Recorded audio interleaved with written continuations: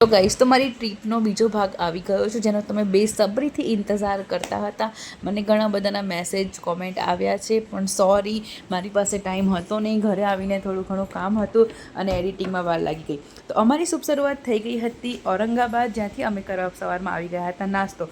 તો બધાનો favourite south Indian નાસ્તો છે, તો અમે લોકોએ બધાએ સાઉથ ઇન્ડિયન નાસ્તો આરામથી ખાધો. તો અહીંયા એક ઢોસાવાળાનું હતું, બહુ સરસ હતું.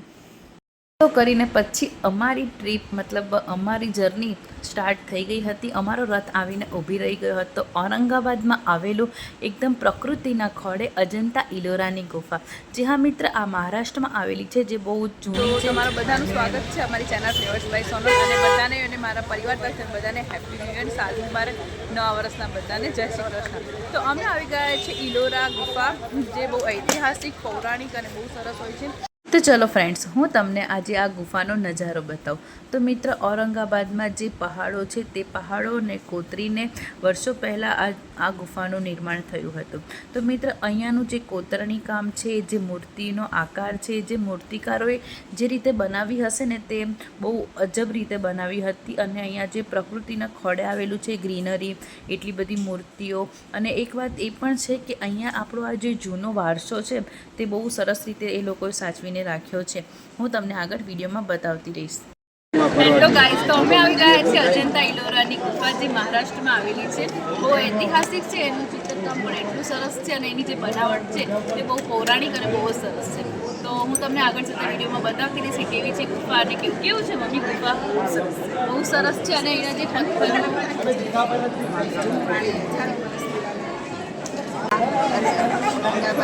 બહુ સરસ છે. અને અહીંનું જે ઠંડક છે અને જે પહેલાંનું જે ચિત્રકામ છે એ બહુ સરસ છે. અને અહીંયા બહુ સરસ શાંતિ લાગે છે, અને બહુ બધા ટુરિસ્ટો જોવા આવે છે. અને તમે પણ અહીંયા વિઝિટ લો, કારણ કે બહુ સરસ છે ગુફા, અને બહુ સરસ છે, બહુ મજા આવી રહી છે. જો ગાઈસ, અહીંયા જે આ તમને દેખાય છે, બહુ સરસ જૂનું જો કોતરકામ છે, જે પથ્થરોમાંથી ડિઝાઇન કરીને બનાવ્યું છે. ખરેખર બહુ સરસ છે અને બહુ મજા આવી રહી છે. અને આ જૈનમ છે ને, અમારાથી રિસાઈક પણ ગઈ છે આજે.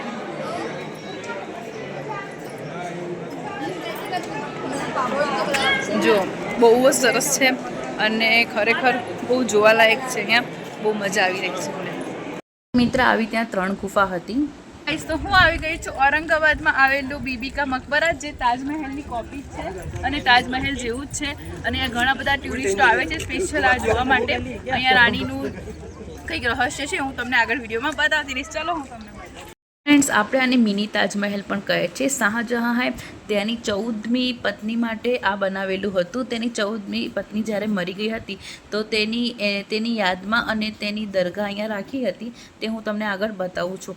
તો આ મિની તાજમહેલ એકદમ તાજમહેલ જેવો જ હતો, તેની કોપી હતી. પણ તાજમહેલ જેટલો મોટો નહોતો, પણ નાનો હતો.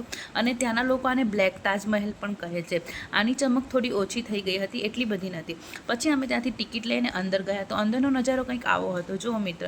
અને અહીંયા ઉપરથી તમને નીચે જે દરગાહ છે તેના દર્શન થાય છે. તો આ છે રાજાની 14મી રાણી, તેની આ દરગાહ છે, અને લોકો અહીંયા આને જ દર્શન કરવા આવે છે.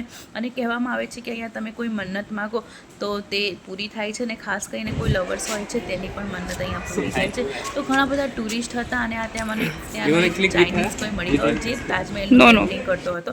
તો તેને પણ હું મળી, અને એને મને કીધું ફોટો પડાવો છે. મેં કીધું ના, થેન્ક યુ એમ કહીને અમે આગળ આવી ગયા, અને હું તમને આગળ બતાવતી રહું છું. પછી અમે ત્યાંથી આવી ગયા હતા નાસિકમાં આવેલું શનિ શિંગણાપુર મંદિર. તો આ મંદિરમાં આપણે શનિદેવને શું કહેવાય, તેલ ચડાવવાનું હોય છે. અને અહીંયા એવું હોય છે કે આ દુકાનોમાં તમને ક્યાંય દરવાજા જોવા મળતા નથી. અને શનિ શિંગણાપુરનો આ ગામ ઉપર બહુ સરસ મજાનો હાથ છે. અમે આવી ગયા છે શનિ શિંગણાપુર મંદિર. અહીંયા શનિદેવનું બહુ સરસ મજાનું મંદિર હોય છે. અને અહીંયા બહુ સરસ દિવાળીના કારણે ત્યાં ભીડ તો ઘણી બધી હતી, પણ આપણે લાઇનમાં ઊભું જ રહેવું પડે. લાઇનમાં ઊભા રહ્યા બાદ પછી આપણને જે શનિદેવના ફાઇનલી દર્શન થાય છે ને, તો આપણું મન એટલું પ્રફુલ્લિત થાય છે કે વાહ શનિદેવ, એટલું સરસ મજાનું મંદિર હતું. અહીંયા લાઈવ દર્શન પણ થતા હતા. અમે લોકોએ દર્શન કરીને પછી ત્યાંથી બહાર નીકળીને આવી ગયા બહાર શેરડીનો રસ પીવા. તો નાસિક અને શેરડીની જે શેરડી હોય છે તે બહુ ગુજરાતમાં પ્રખ્યાત નહીં, પણ ભારતમાં પણ પ્રખ્યાત છે.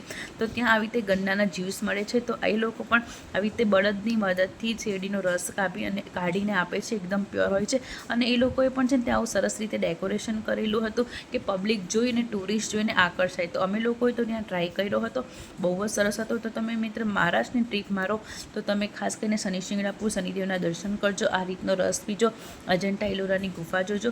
અને એક ધ્રુણેશ્વર શિવલિંગ પણ છે, જે આપણું 12મું જ્યોતિર્લિંગ છે. તે પણ મારા આગળના વિડીયોના આગળના પાર્ટમાં હું તમને બતાવીશ કે અમે ધ્રુણેશ્વર, જે આપણું 12મું શિવલિંગ છે, ત્યાં અમે દર્શન કર્યા. ત્યાંનો પણ એક ઇતિહાસ કંઈ અલગ હતો, તે બધું હું તમને કહેતી રહીશ. તો જો પછી હું તો આવી રીતે હિંચકા ખાતી હતી ને, તો પછી થોડીક દાળ તૂટી ગઈ, તો જરાક આડો થઈ ગયો. તો કેવો લાગ્યો મિત્ર?